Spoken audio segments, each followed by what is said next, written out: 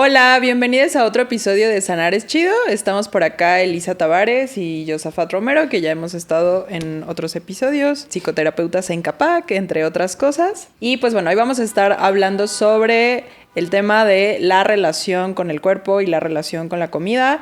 Es un tema que ha estado muy presente desde muchas perspectivas en redes sociales y pues queremos hablar acá desde la perspectiva más psicológica, ¿no? Y yo empezaría preguntándote, Josafat, yo sé que tú empezaste a estudiar más al respecto a partir de cosas que veías en el consultorio y personalmente. Primero quisiera mirar qué fue eso que viste en consultorio para decir, oh, tengo que estudiar un poquito más sobre este tema. Lo primero que ocurrió pasó con una paciente, yo partiría, y bueno, antes que nada, hola también, mucho gusto estar de vuelta. Eh, Difícilmente las personas llegan a consulta porque digan que tienen problemas con alimentación, o sea, difícilmente. Usualmente tienen otras conductas que se relacionan con su proceso de alimentación, difícilmente llegan así. Pero una paciente en particular, que fue, digamos, el motor por el cual yo entré a este tema, fue como muy clara en decir que muchos de sus problemas de salud física venían de sus procesos de alimentación. Y sus procesos de alimentación en verdad eran complicados, muy complicados. Eso me llevó también a conectar conmigo, con lo que a mí me estaba pasando, me había estado pasando, pues yo creo que desde la infancia, derivado de que yo soy un paciente con una enfermedad crónica. Entonces, los médicos y las médicos, yo hoy lo miro con mucha ternura y yo sé que no lo hacen a propósito, pero son muy gordofóbicos. Totalmente. Y al ser muy gordofóbicos, generan terrorismo. Terrorismo sobre los cuerpos. A mí constantemente me dijeron que no tenía que subir de peso. Aparte soy un hombre muy bajito en relación a otros varones de la sociedad. Entonces eso complica mi no subir de peso porque yo mido unos 65, unos 66. Entonces yo tendría que estar entre los 60 kilos. Y eso es un desmadre para... Según qué medida, Según ¿no? el IMC, ¿no? Que aparte hoy, pues, en un momento hablaremos del índice de masa corporal que inventó un sujeto con base en matemáticas y que no puede funcionar para todas las poblaciones porque pues, el sujeto que lo inventó es sajón, ¿no? Es anglosajón. Y pues tiene una estructura que funciona para varias estructuras físicas, pero con límites, con muchos límites. En fin, volviendo un poco a la respuesta, es yo me sentía mal con mi cuerpo, me era incómodo y me era incómodo entrarle también al tema, incluso con mi paciente yo creo que le di la vuelta como un año completo, hasta que ya no pude más y dije, bueno, ya me lo está, casi me lo está gritando de... Necesito trabajar, Sí, esto es mi motivo esto es de mi consulta. motivo de consulta. Y entonces me puse a leer y empecé leyendo lo que es la bibliografía común, que son trastornos de conducta alimenticia vía, dado que somos psicólogos, modelos cognitivo-conductuales, pero no me llenaba. O sea, como que yo decía, híjole, esto es nuevamente meter en un sistema de control a alguien que ya de por sí está muy controlada. O sea, porque algo que yo noto en los sistemas de trastornos de conducta alimenticia es una conducta obsesivo-compulsiva, un sistema de control y de constante intercambios entre conductas para poder ir lidiando con esto. Por ejemplo, problemas de sueño, pero problemas en el trabajo, pero problemas con la relación, en este manejo de su sistema de control. Y pues eso fue como lo que me llevó. Y entonces encontré lo que hoy se está desarrollando, porque no puedo decir que es un modelo ya consolidado, porque justo está luchando contra el discurso hegemónico, que es la salud en todas las tallas. Una respuesta desde la salud de todas las tallas, que es la alimentación intuitiva. Ese sería como el recurso que yo encontré, por el cual yo llegué a esta estructura y empecé a trabajarlo. Primero, admito que en mí. O sea, mi primer gran experimento fui yo mismo, ¿no? Y después, pues ya pude trasladarlo con más enfoque, con más preparación, con más lectura a mi paciente. Pero dejar bien en claro, no hay una bibliografía específica en psicología que no sea cognitivo-conductual, que no plantee cuáles son los modelos para trabajo en conductas de conducta alimentaria. Y eso abre camino a otros modelos como los corporales, que me parece que son los que desarrollamos más en el centro, y para eso me parece importante empezar a hablar del tema entre nosotras, porque, y yo, por ejemplo, en tu caso, yo creo que tú le darías más apertura a ciertas cosas desde estos enfoques, ¿no? Yo, antes de pensar en mi enfoque actual, resonaba contigo con la experiencia de solo hay cognitivo-conductual. Mi primera experiencia en el tema también fue, bueno, en mi caso fue trabajar en una clínica que trabajaba mucho con trastornos alimenticios, también con otro tipo de temáticas como intento de suicidio y tal. Pero en esta clínica había una atención interdisciplinaria. Las pacientes regularmente eran mujeres con psicólogo, psiquiatra, nutriólogo, y bueno, también había variaciones según el caso. Pero yo recuerdo que una de mis primeras sensaciones, una era como, pues, esto de, ¿quién puede pagar esto, no? Obviamente eran, pues, personas muy específicas, ¿no? Mi rol en ese espacio es este modelo que se llama acompañamientos terapéuticos, ¿no? Entonces, que pues prácticamente es acompañar a la persona en el día, ¿no? Y en ese acompañamiento, pues hacer un reforzamiento de lo que el psicólogo desde lo cognitivo-conductual había dejado como tarea. Pero justo en esa experiencia, que tampoco estuve muchísimo tiempo, estuve me parece como un año, pero sí me quedó también esta sensación de... Yo veía que había progresos y tal, pero sí me daba esta sensación de que había cuestiones familiares, más sistémicas, más culturales, que no se cuestionaban. Y de pronto me parecía que los progresos pues llegaban a un nivel y... pues sí, en donde de pronto era muy difícil o era muy sencillo más bien recaer.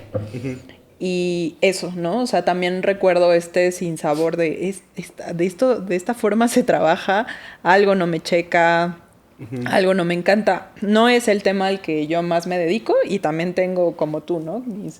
Mis experiencias personales al respecto, que como cualquier terapeuta uno a veces dice, en estos temas mejor no me meto todavía tanto porque no siento que yo lo tenga tan trabajado personalmente, lo he trabajado en mis procesos.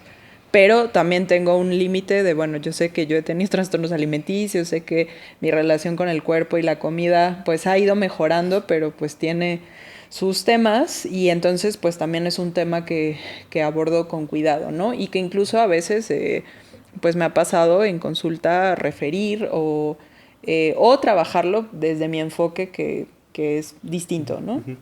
Sí. Yo, ahorita que te escuchaba hablar, veo que también es importante, y con lo que tú comentas de los límites del elemento cognitivo-conductual, que no tienen que ver específicamente con el método. O sea, yo no diría, hay límites en su método, no, sino en las características que, como todos los métodos, incluyendo el mío o el que sea, porque yo soy psicólogo comunitario, y baso mi trabajo en el autoconocimiento de la persona, que la persona empiece a entender qué es su trastorno, cómo funciona, cuáles son las conductas compensatorias, etcétera, etcétera.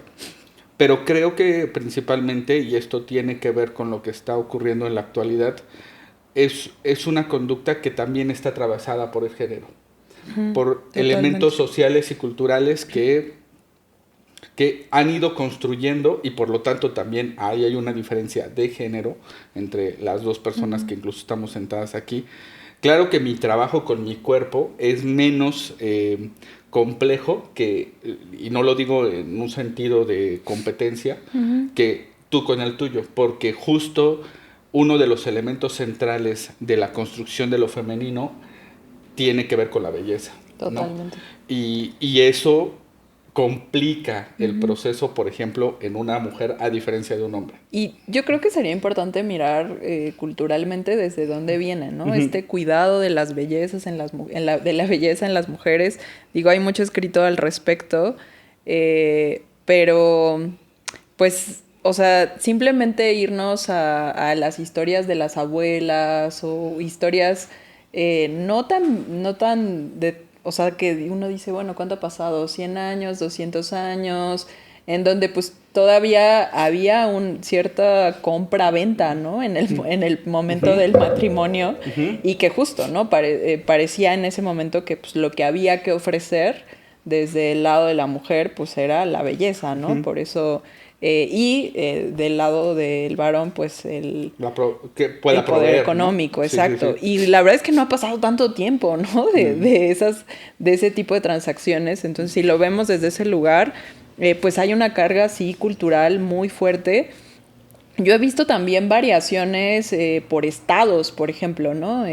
Yo que vengo de Guadalajara y me ha pasado también tener clientes de Guadalajara, de Guanajuato y comparar un poco cómo es el tema con la belleza, la relación con el cuerpo y tal. Y yo veo estas diferencias de hay estados, Guadalajara u otros, donde todavía, bueno, no diría todavía, donde hay Se fomenta más. Se fomenta muchísimo el valor, la belleza como un valor en las mujeres. Y justo también todavía en este sentido cultural de, pues así vas a conseguir novio, ¿no? Y la belleza hegemónica, digámoslo así, patriarcal. Claro. Sí, porque si hablamos de lo bello como una estructura que tiene que ver con la estética, desde la filosofía, bueno, pues ahí hablamos de otra cosa. Y habría que hacer justo un análisis y desarmado de esto, lo que se llama de construcción. Pero sí, pensándolo desde el género actual, es eso. Y junto con el género, como todos lo sabemos, con los ejes de distancia, o bueno, como ahora también se nombren, pues vienen un montón de problemas más. Porque, por ejemplo, aquí voy a hablar de otro elemento. La cultura de las dietas implica un sobreesfuerzo también económico. O sea, ya se vuelve también un problema de clase, ya no solo de género, sino de clase. O sea, ¿quién puede pagar el pan sin azúcar o sin lo que gluten? Tú decías, ¿no? ¿Quién puede pagar los tratamientos claro. para los procesos de trastornos de conducta alimenticia? Con esa atención interdisciplinaria. Exactamente. Entonces, al volverse también un problema de clase, pues esto empieza a complejizarse en la conducta y en la salud pública. Porque lo que sí tenemos que entender es que sí es un problema de salud pública, no la obesidad como se nos ha hecho saber, sino los problemas de alimentación es un problema de salud pública. O sea, qué comemos, la calidad de los alimentos que tenemos, etcétera, etcétera. Pero eso tiene más que ver con un problema de industrialización de nuestros alimentos y cosas por el estilo, que tendríamos que analizar desde justo un sistema de salud pública y no desde un sistema de prohibición, que es el que más utilizamos porque resulta el más económico desde algunas funciones de salud pública, pero que termina pues nuevamente perpetuando la idea de que tenemos que ser cierto modelo de persona. Y ese es donde nos tenemos que detener a reflexionar si esto es así. Y también terapéuticamente hablando, porque terapéuticamente hablando puede ser como también incluido, y eso es parte de lo que viene a veces en los manuales también de no en todos, pero de trabajo cognitivo-conductual y desde otros enfoques con el peso. Incluso hay libros que hablan psicodinámicamente de que las personas que tienen mucho, que son de tallas grandes, son personas que se están protegiendo emocionalmente de algún trauma. Claro. Eso no lo puedes decir, o sea, eso es una blasfemia, ¿no? Tú no sabes si es un problema metabólico, si es una construcción, si también tiene que ver con un elemento cultural o problemas económicos. Ahora, creo que este es un buen momento para recordar algo que hemos dicho, bueno, yo recuerdo en varios episodios, que es que todas las cuestiones tienen aspectos biológicos, psicológicos y sociales. Y justo de pronto, o sea, me parece que este es un tema en donde se hacen muchas afirmaciones en redes de que son muy lineales, o sea, como esta que mencionas, ¿no? De A, entonces B, o sea, si tú tuviste un trauma y entonces ahora eres gordo porque te estás protegiendo, te protege tu trauma, esta es una afirmación lineal, ¿no? Sí. Que justo no contempla esta posibilidad infinita de variaciones que puede haber en una persona en sus aspectos biológicos, sociales y psicológicos, y que creo que la intención de este episodio es mirarlo desde estas diferentes perspectivas en este tema, ¿no? Y mirar, ok, desde la parte social, ahí es donde también se quedan súper cortos estos discursos de ámate a ti mismo y tal, y es como, ok, sí, pero pues, si tengo toda una historia de una familia o una herencia transgeneracional que me dice absolutamente otra cosa, sí. Un solo pensamiento no va a cambiar mi relación conmigo misma. O sea, hay muchas otras cosas que cuestionar desde los aspectos social, desde esto que platicábamos el otro día, como qué común es que uno vaya a visitar a un familiar y que lo que primero que le diga es, ya supiste de peso, ¿no? Uh-huh. O ya... Y, o sea, ese tipo de cuestiones o también todos los aspectos simbólicos que tiene la comida al interior de las familias. O sea, se vuelve tan simplista, tanto el amarte a ti mismo como estás gordo porque tienes un trauma. Sin embargo, me parece que son de las explicaciones que más abundan en las redes, ¿no? O sea, estas explicaciones lineales de A, entonces B. Y mucha gente se queda casada con esas explicaciones lineales y las defiende a capa y espada, como por ejemplo esto de, si dices esto es porque estás promoviendo la gordura que hablamos, y las defienden a capa y espada sin considerar la complejidad que tiene y cualquier situación que tenga que ver con lo humano. Uh-huh. Sobre todo, reitero, con la salud, sí, uh-huh. Sí, con el bienestar, para también incluso modificar un poco el término, porque aquí la idea es tener salud con bienestar, porque justo coincido con lo que tú dices, los modelos tienden a reducir al mínimo el sistema para poder volverlo explicable. Y se entiende, o sea, yo también entiendo que para generar adherencia a todos los tratamientos hay que volver explicable a las personas qué te está pasando. Uh-huh. Pero si tu sistema es complejo, pues es complejo, no hay pedo, no hay más, ¿no? Uh-huh. O sea, si tiene que ver que tienes un problema endocrinológico, pero también tienes una bronca con que te inflaman ciertos alimentos, pero también tienes una bronca pues con que tienes poco dinero para hacer eso, y etcétera, pues lo tienes. Y entonces hay que tratar de hacer un análisis lo más completo desde el lugar en el que estamos, y eso le suma a lo que tú dices, que es, aunque terapéuticamente es importante abordar el tema porque las personas están sufriendo, es importante decir que este tema no solo tiene que ver con terapia. O sea, no es imposible trabajarlo desde ahí. Solo desde el ámbito terapéutico. Porque requieres una cantidad, y eso nuevamente nos vuelve a meter un problema de clase, porque requieres una cantidad de especialistas para poder hacer todo el proceso de desarmado de la validación de las ideas que tienen, como las que tú dices, ¿no? El sistema de belleza, y sumado a que actualmente sigue siendo una industria muy poderosa, la industria y el sistema de dietas.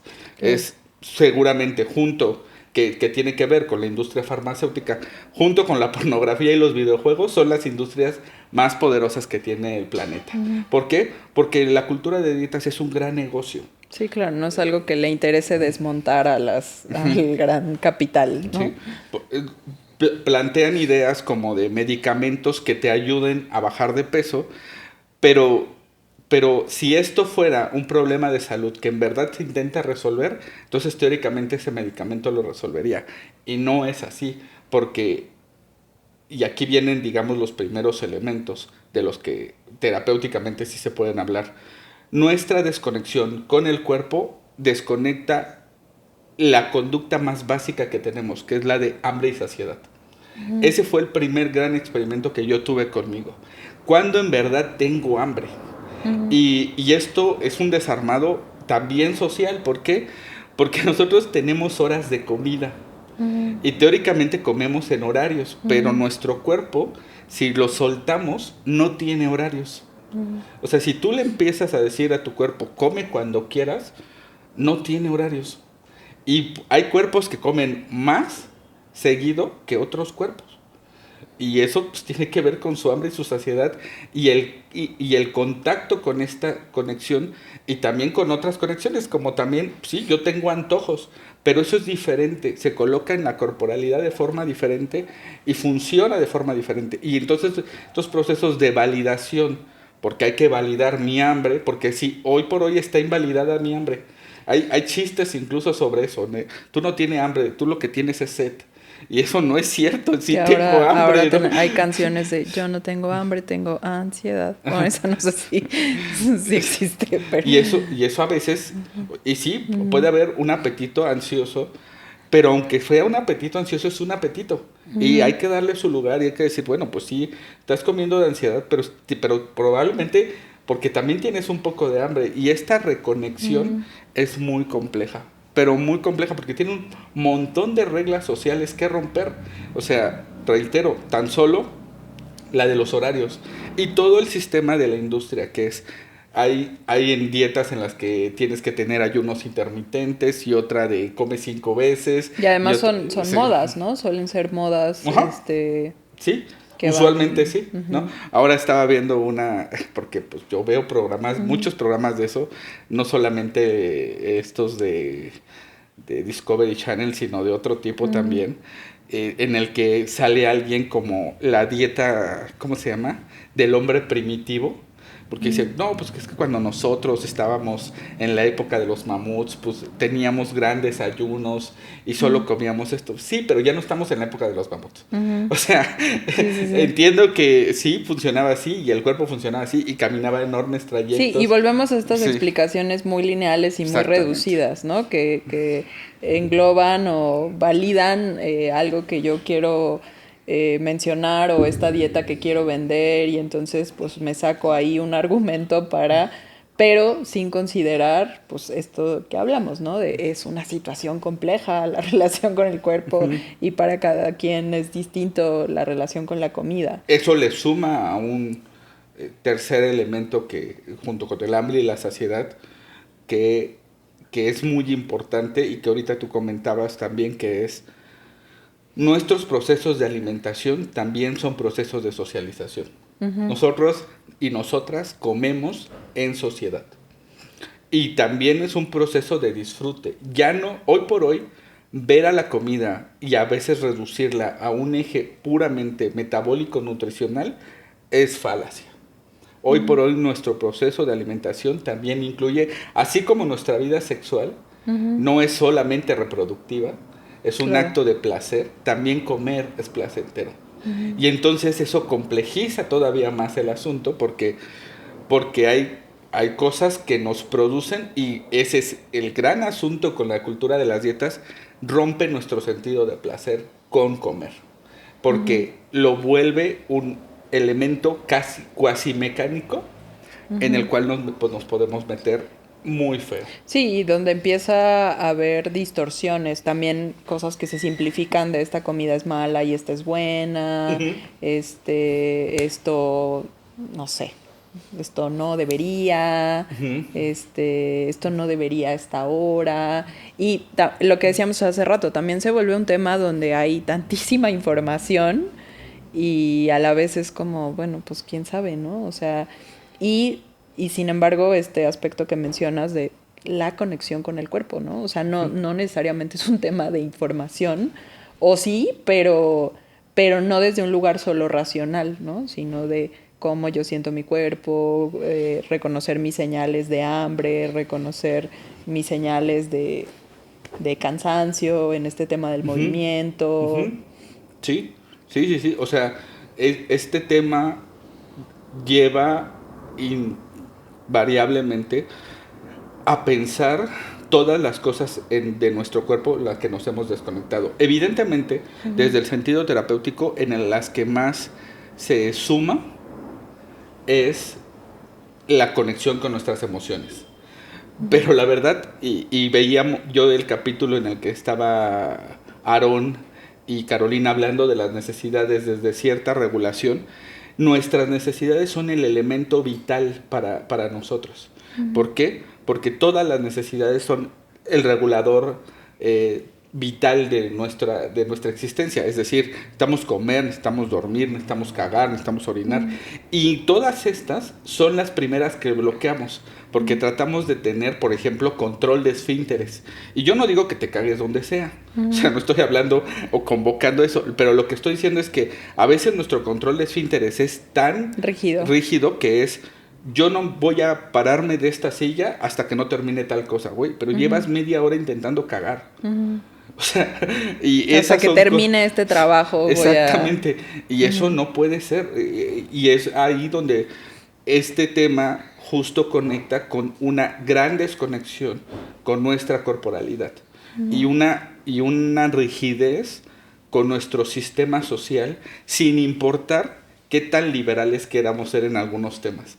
Desde este lugar podemos desarmar todo ejercicio liberal, y no lo digo como un reto, sino como un precedente, porque dentro de todos los ejercicios liberales tratamos siempre de tener bajo regulación a nuestro cuerpo, reitero, desde el proceso de alimentación hasta todas las demás necesidades biológicas, y eso es lo que tenemos que modificar. Yo platicaba con una amiga hace algunos meses, años, y yo le estaba platicando sobre este tema, le estaba diciendo, no, pues es que estoy leyendo esto, estoy viendo esto, y de repente ella me dice, no, pues es que yo tengo que ir al nutriólogo porque necesito que me enseñe a comer. Y esa fue la primera vez que a mí me cayó una patada en las nalgas, porque yo dije, no mames, güey, yo nací, todas y todos nacimos sabiendo comer. O sea, nada más había que acercarte al pecho y tú entendías en el sistema de reflejo, que incluso nos enseñan a nosotros desde el sistema de desarrollo, cómo se tiene que comer. Y después hay un proceso de socialización sobre qué comer, ¿no? Por ejemplo. Porque pues sí hay veneno y cosas por el estilo que nos ahorran la vida. Pero como especie, teóricamente, si tú te lo acercas a la boca y te gusta, te lo comes. Y si tú te lo acercas a la boca y no te gusta, pues no te lo comes, ¿no? Y entonces esta necesidad súper construida de alguien nos tiene que enseñar a comer, no es así. O sea, si hay ciertos alimentos a nuestro alcance, y ese sí es un problema social. Sí, porque ya se vuelve a qué alimentos puedes acceder. Pero tú podrías comer sin necesidad de una guía ni nutrición. Y con esto no quiero decir que los nutriólogos no son necesarios. Me parece que sí lo son. Y sobre todo de formas específicas. Por ejemplo, hay muchos problemas metabólicos, porque los tenemos, que nos ayudan un montón que un nutriólogo no pesocentrista nos ayude y nos guíe sobre, mira, esto te está inflamando, esto te está doliendo. Sí, pero la mayoría de las personas sí tienen esta idea de voy a un nutriólogo para bajar de peso. Y muchos nutriólogos dan ese tipo de servicio. Es la lógica que se ha tenido desde la estructura moderna, porque, reitero, dicen, bueno, si baja de peso no va a tener obesidad y teóricamente va a ser saludable. No es cierto. O sea, no hay datos reales que confirmen eso. Y todavía más feo es que los datos que tenemos actualmente es que el 95% de las dietas no funcionan, partiendo de la siguiente lógica.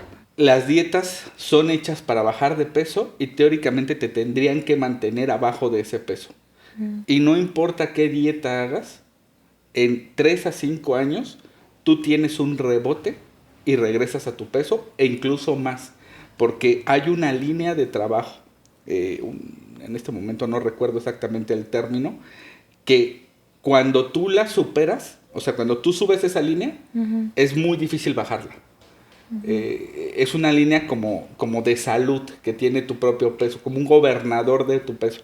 Pero cuando tú lo metes en un sistema de hambruna, entonces que es lo que hacen muchas personas que quieren mantener cierta corporalidad, pero no necesariamente, bueno, muchas veces o la mayoría de las veces no desde un lugar saludable, ¿no? Sí, porque no se puede, o sea, Si tú vas a bajar de peso, vas a bajar de peso. O sea, si tú cambias hábitos alimenticios y tu cuerpo va a bajar de peso, lo va a bajar. Si no lo va a bajar, no lo va a bajar. O sea, no hay forma de que tú forces a tu cuerpo a bajar, que no sea justo forzarlo. O sea, mantenerlo en un sistema de hambruna que lo baje. Pero todo sistema de hambruna tiende a tener un rebote. ¿Por qué? Porque tu cuerpo lo ve como un ataque. Eso, y además del rebote hay otros aspectos de la salud que no están bien, ¿no? Claro. Que justo es, yo el otro día hacía un video en donde decía esto que se repita mucho de no hablar del cuerpo de las personas, no importa si sea bien o para mal. Y yo recordaba justo mi etapa de bailarina, ¿no? Y donde normalmente recibía estos de, ay, qué bien te ves y tal. Y yo decía, güey, yo no me podía sentir más mal en esa etapa de mi vida. Y entonces eso, ¿no? O sea, también entender que a veces estar llevando al cuerpo a esos lugares extremos, pues, o sea, no solo es el tema de bajar o no bajar de peso, sino cómo está tu salud integral, ¿no? O sea, cómo estás en salud mental, cómo estás en ansiedad, o sea, como mirar la salud desde este lugar complejo. Y a mucha gente se le hace muy sencillo decir también a las personas halagos, ¿no? De qué bien te ves, y sin entender que pues a veces eso puede reforzar trastornos alimenticios, porque si yo estoy recibiendo halagos cuando estoy llevando mi cuerpo al extremo, haciendo ejercicio al extremo, no estoy bien a lo mejor emocional ni realmente físicamente, pero socialmente me están diciendo que qué bien, pues hay un mensaje ahí raro que eso estimula o promueve trastornos alimenticios. Sí, o sea, las ideas que nosotras y nosotros tenemos sobre el peso particularmente son ideas que han pasado sin ningún filtro generacional.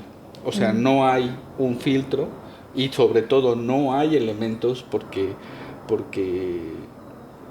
no hemos trabajado lo suficiente científicamente en ellos para centrar ciertas herramientas. Encontramos respuestas sencillas, como es el índice de masa corporal.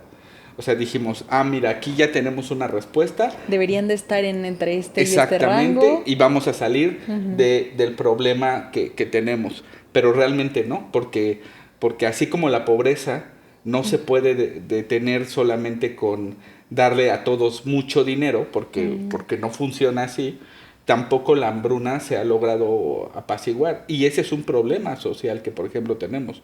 Al mismo tiempo tenemos hambruna y, por otro lado, un crecimiento en la masa corporal de otro grupo social, al mismo tiempo existiendo en la misma realidad. Hay mucha hambruna, pero también hay mucha cantidad de alimento mal repartido. Y esos sí son problemas de los que tendríamos que estar hablando, y no de si alguien se ve más o menos panzón, ¿no? Como tú bien lo dices, de los cuerpos y de los cuerpos de los demás. Pero reitero, a veces tendemos a irnos a los espacios fáciles, y ese es lo que a mí me agradó más de este sistema, es que justo habla de los bloques sociales. No nada más habla de, mira... ¿De este sistema te refieres a qué? La salud en todas las tallas. Ya. Habla de los bloques sociales, dice, tenemos un problema social con esto. Realmente lo tenemos, o sea, sí estamos de acuerdo con que hay un problema de desnutrición, o sea, sí existe, pero un problema de desnutrición no es igual a un problema de obesidad. Y entonces vienen estas palabras estigmatizantes: obesidad, gordas, gordos, incluso delgada, como tú bien dices, o flaca, o espectacularmente curvilínea, porque son elementos que tienden a sostener el sistema patriarcal que sostiene el sistema gordofóbico. Y las y los doctores lo saben y lo entienden, porque tampoco son ingenuos. Notan que grandes bloques de su población no tienen acceso a sistemas de salud reales y a condiciones reales que realmente les puedan generar adherencia a un tratamiento y, por lo tanto, un sistema de salud, aunque estén panzones. O sea, ese es lo de menos. Si tú estás panzón, pero vas a llegar a tus 90 años, claro. Y entonces tenemos grandes ejercicios que han hecho, por ejemplo, la UNESCO sobre estas zonas azules y cosas así, que son zonas donde hay personas de gran longevidad que tienen cuerpos diferentes. Porque tú vas a los especiales, hay un especial de Zac Efron que está en Netflix, si lo quieren ver, sobre las zonas azules, y tú ves a las personas de ahí, que muchas son, si no me recuerdo, es en Grecia o en Italia esta zona, no recuerdo exactamente O sea, bien. ¿y las zonas azules son lugares donde viven personas longevas? Longevas, Ok. las más longevas del planeta. Ok. Y entonces hicieron un estudio de por qué vivían tanto tiempo. Se dieron cuenta que claro que comen mejor y cosas, pero sobre todo tienen una vida tranquila. O sea, les da chance de salir a caminar, de echarse su cerveza, de echarse su vinito, de platicar con gente, de tener muchas amigas, muchos amigos. Sin nada de este modelo de Sí. Levántate a las 4 de la mañana Sí, no, a ir al gimnasio. no es eso. Y del gimnasio te vas al trabajo y eso es lo que va a sacar tu mejor versión. Y come, ¿cómo se llama? Quinoa, perdón. Sí, sí. Y Quinoa cosas y ensalada todo el no día. es eso. O Hazte sea, la ensalada de Jennifer Aniston y Sí. con eso.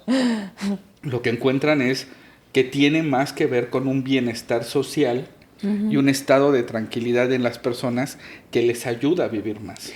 Pero ahí es donde se atraviesan los temas, como dices, del género, sistema que sí. sostiene también Sí. el sistema capital, porque es, ¿por qué no esparcimos esa información? Sí. Pues porque al capital no le conviene que tu idea sea pues a una vida más tranquila, donde a lo mejor no trabaje tanto, donde pues el trabajo no sea tal vez mi prioridad, y entonces en ese sentido tal vez, digo, muchas veces trabajamos para hacer muchas cosas, ¿no? En este momento, y este tipo de estilos de vida son diferentes, ¿no? Y no son tan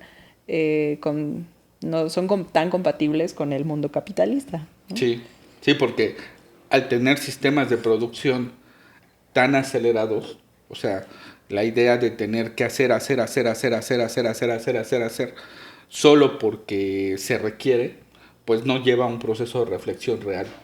Y quizá ese es un asunto que se produce en el espacio terapéutico.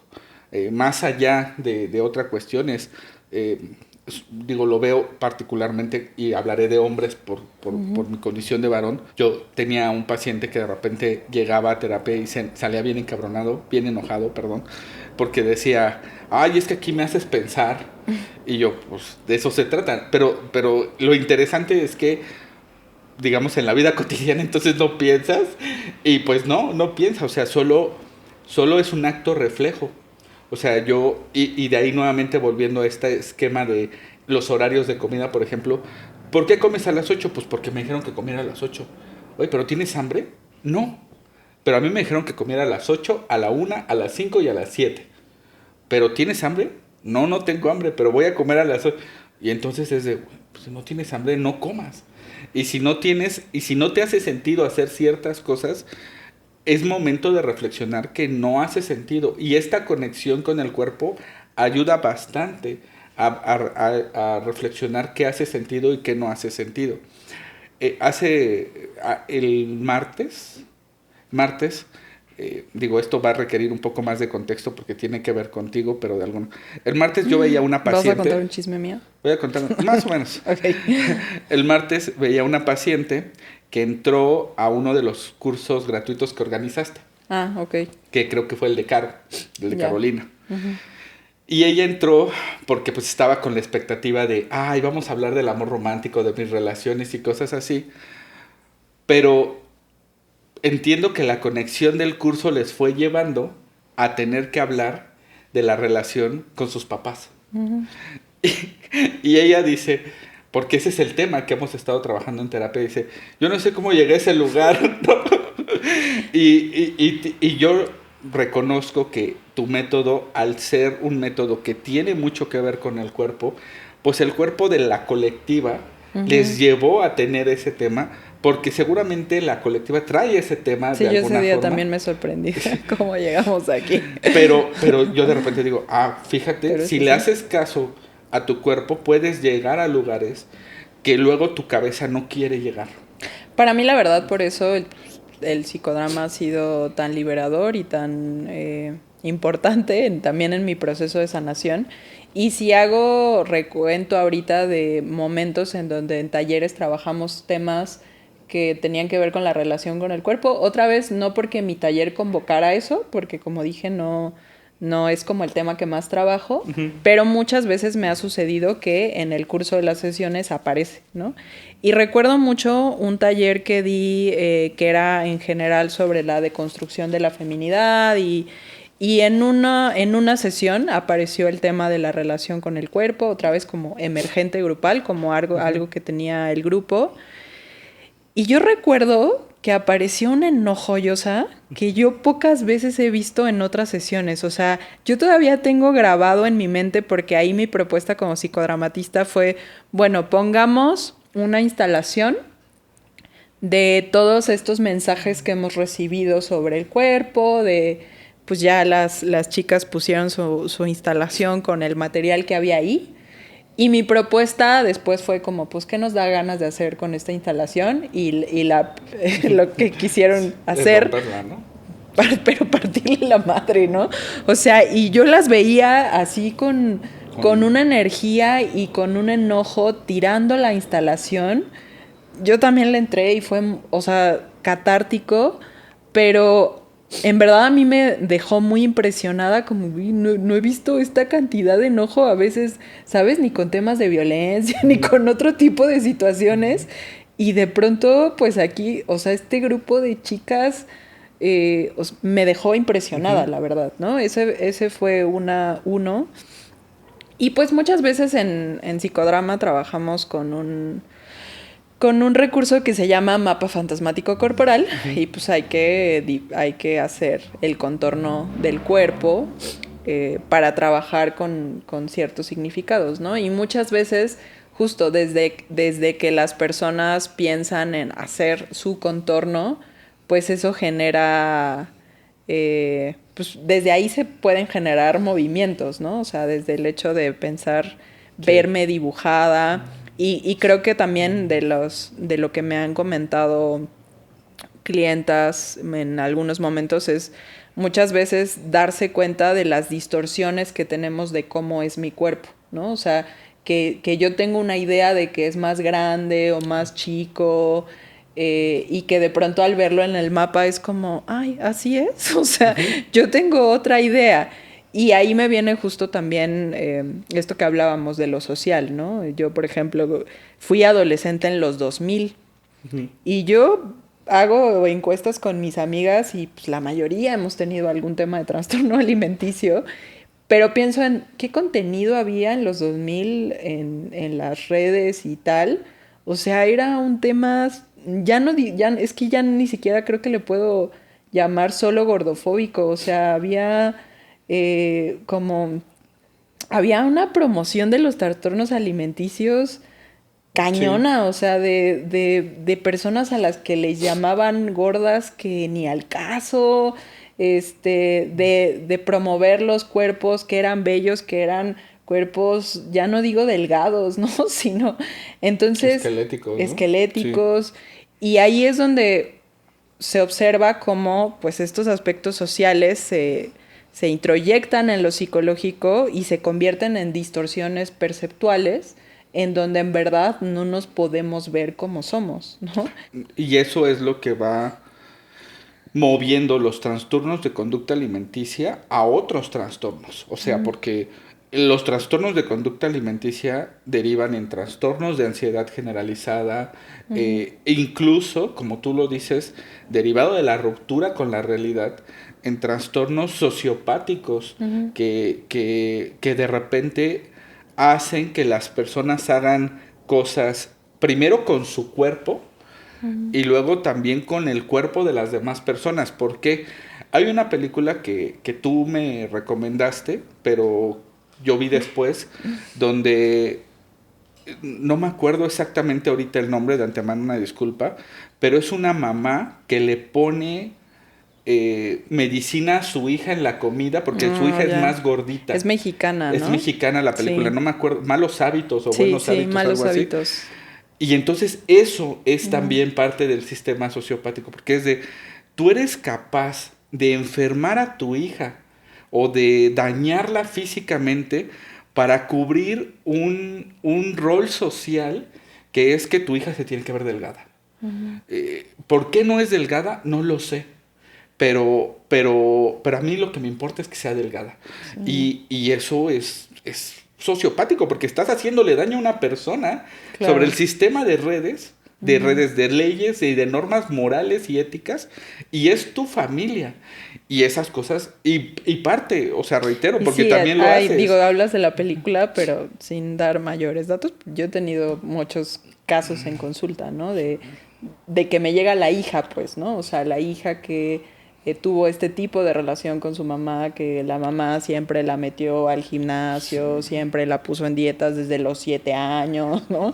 Y es como, sí, o sea, se vuelve más complejo porque ahí es donde se empieza a juntar el combo, ¿no? De tienes los aspectos sociales que te llevan hacia allá, pero obviamente pues se refuerza de una manera impresionante cuando tu vínculo con tus figuras primarias también te pide que tengas ese tipo de control sobre tu cuerpo y la relación sobre la comida.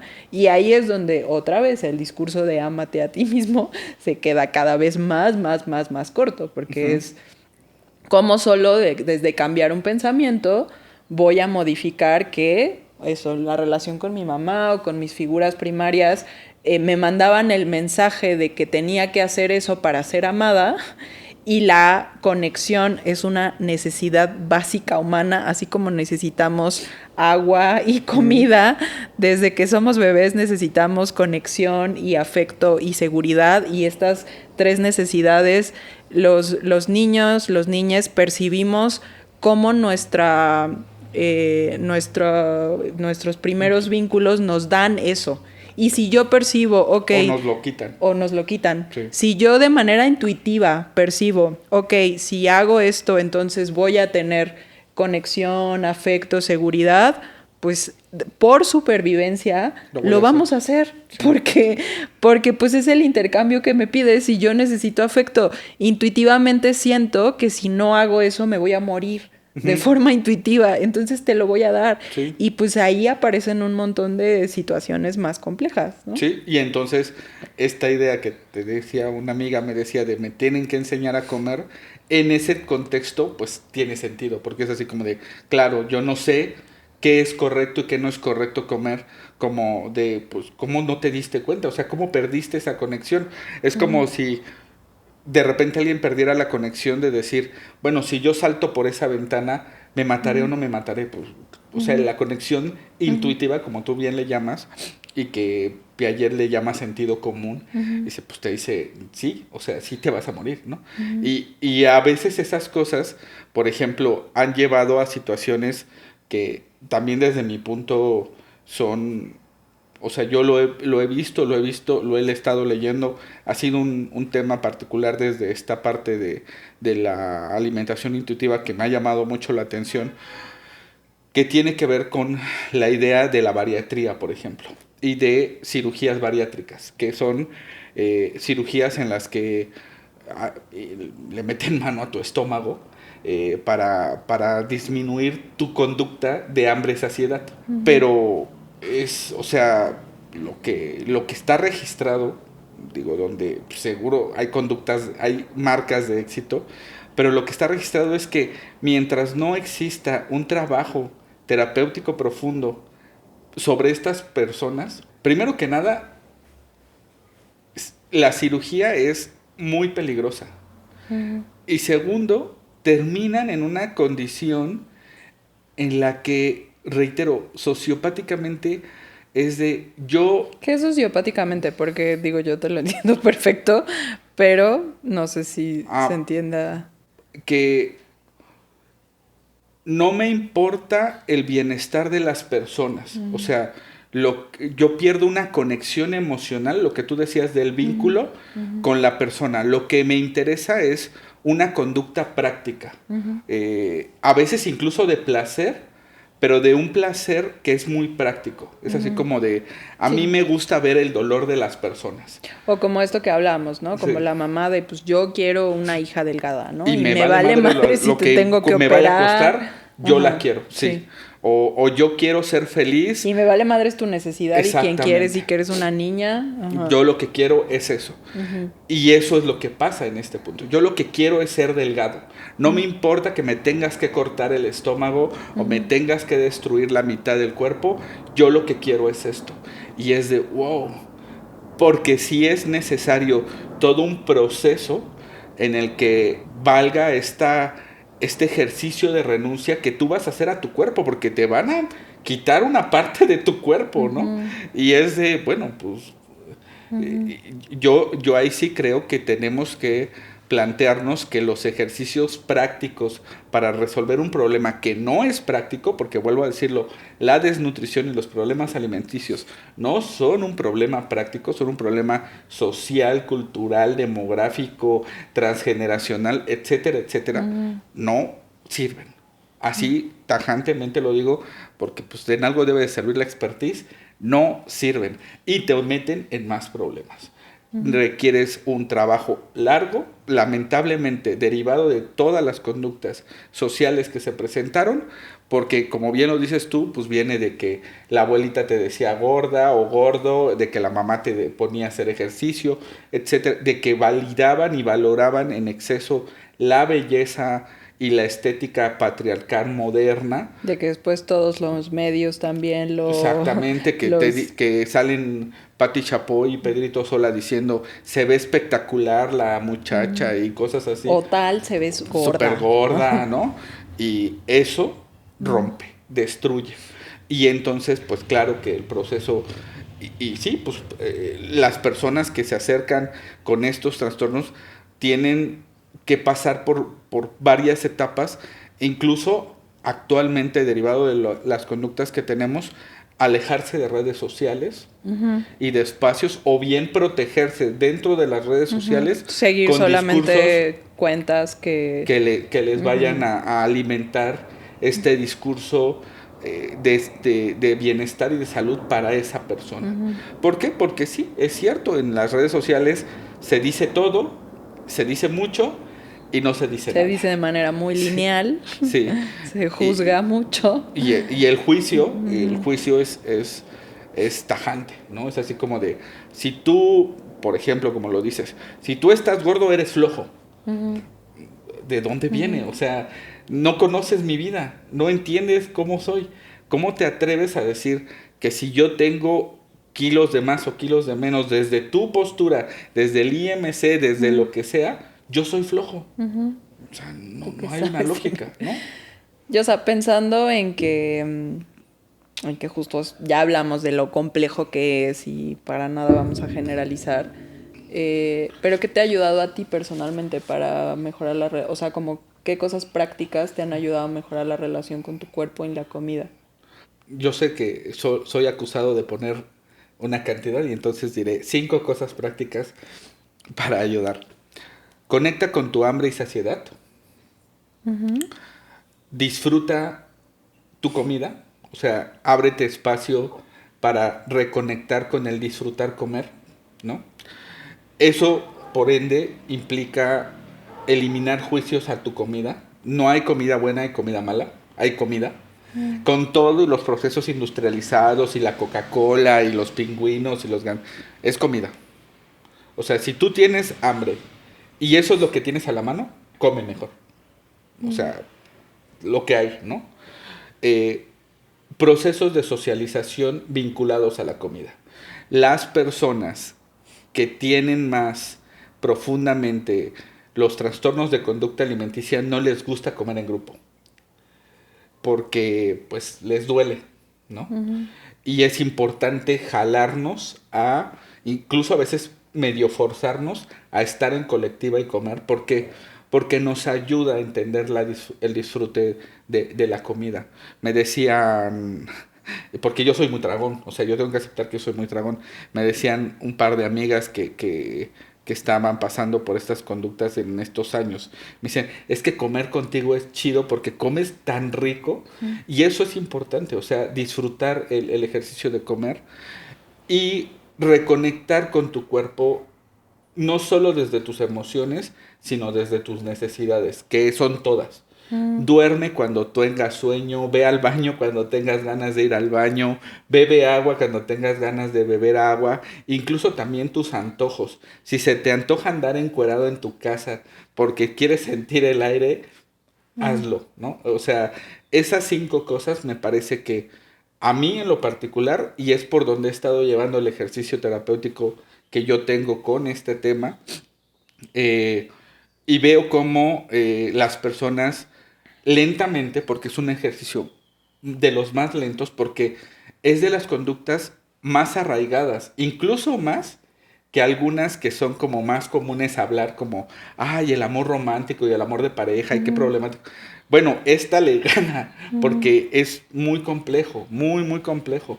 Y cuando tú sientes que vas para arriba, de repente puede haber un bajón. ¿Por qué? Sí, total. Porque hay una reconexión también con tu conducta de salud. Y de repente si tú enfermas, tú dices, claro, lo primero que viaja a tu cabeza es a creer que tiene que ver con lo que comes, con tu sistema de alimentación.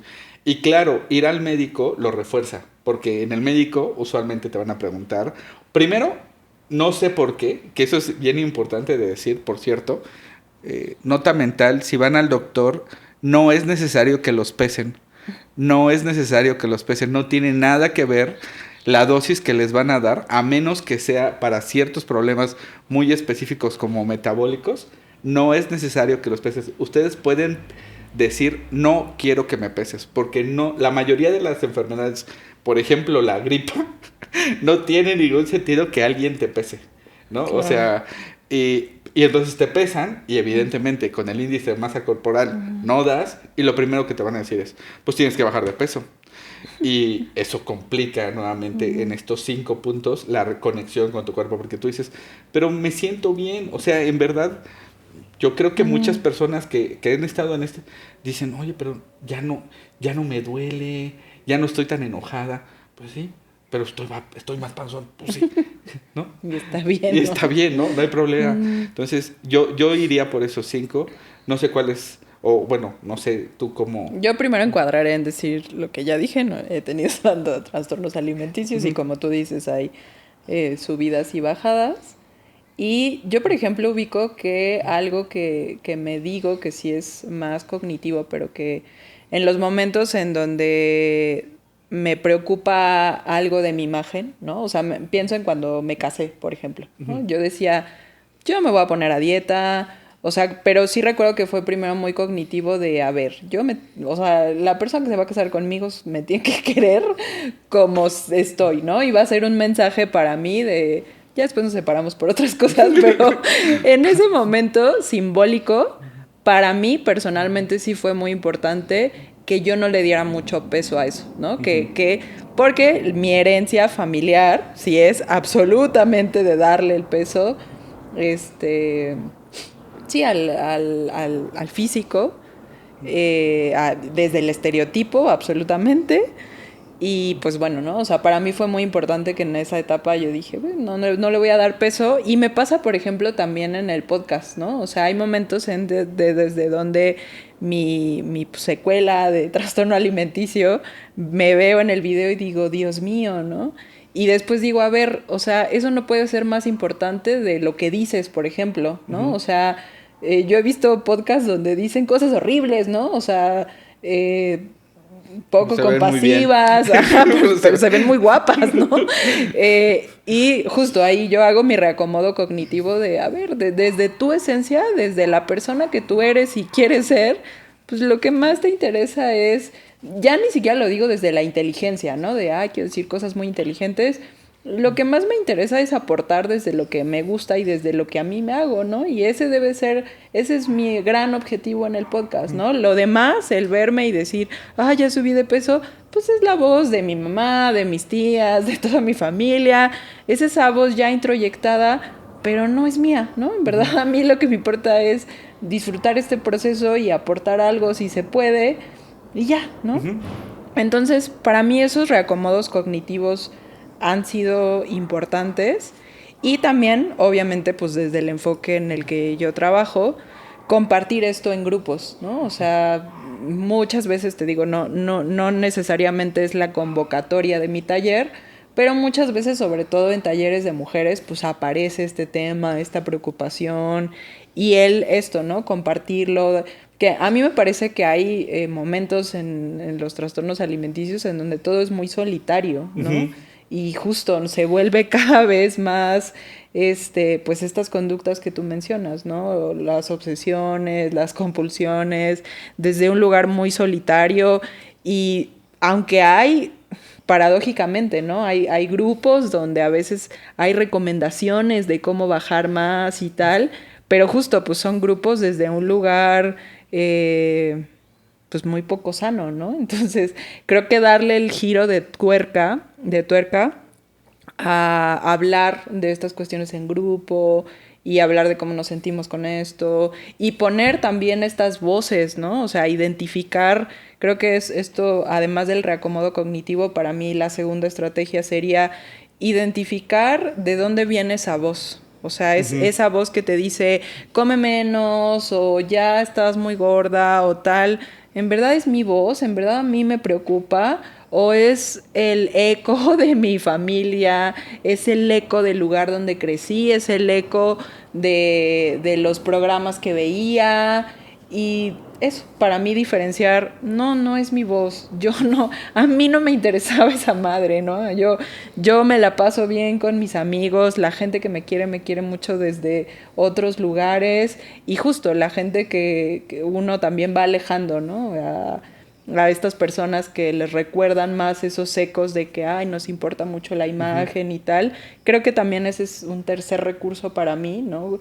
Vincularme desde otros lugares, que de pronto si hay vínculos que se pueden generar desde, ay, qué bonitos nos vemos y guapos, y yo debo aceptar que en algún punto sí habité algunos de esos vínculos, y hoy por hoy otra herramienta es eso, ¿no? Me alejo de esa forma que viene más de mi estructura familiar y me vinculo desde otros lugares, ¿no? Y lo noto porque, pues, yo misma lo noto en los vínculos, ¿no?